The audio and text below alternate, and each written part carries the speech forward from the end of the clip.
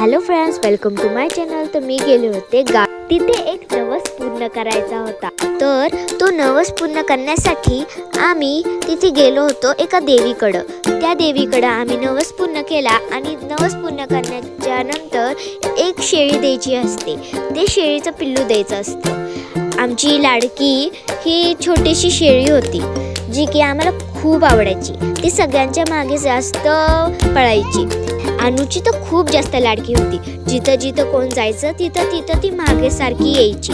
आम्हाला वाईट वाटत होतं की तिला इथेच सोडायचं होतं, कारण की ते नवस फेडण्याचं होतं ना, मग ते इथंच सोडायचं होतं। जेव्हा आम्ही जात होतो घरी तेव्हा ती मागं मागं आमच्या येत होती।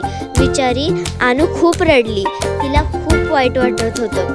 सगळ्यांनाच वाईट वाटत होतं की ही आमची लाडकी शेळी आता जातीये, म्हणजे तिथंच राहणार आहे, कारण की नवसासाठी तिथंच एक शेळी द्यायची असते। बिचारी जेव्हा आम्ही जात होतो तेव्हा ती आमच्या मागे मागे गाडीच्या मागे मागे लागली। बिचारी आम्हाला वाटलं की ती आम्हाला सोडायला आली होती। सगळे बघत होते कशी ती मागं आमच्या येत होती। आम्हाला खूप वाईट वाटत होतं। सगळ्यात जास्त तर अनुला वाईट वाटत होतं। त्या मंदिरात एक दादा असतो जो शेळ्यांना सांभाळतो। त्यांनी त्या शेळीला हाक मारली आणि ती पटकन मागे गेली।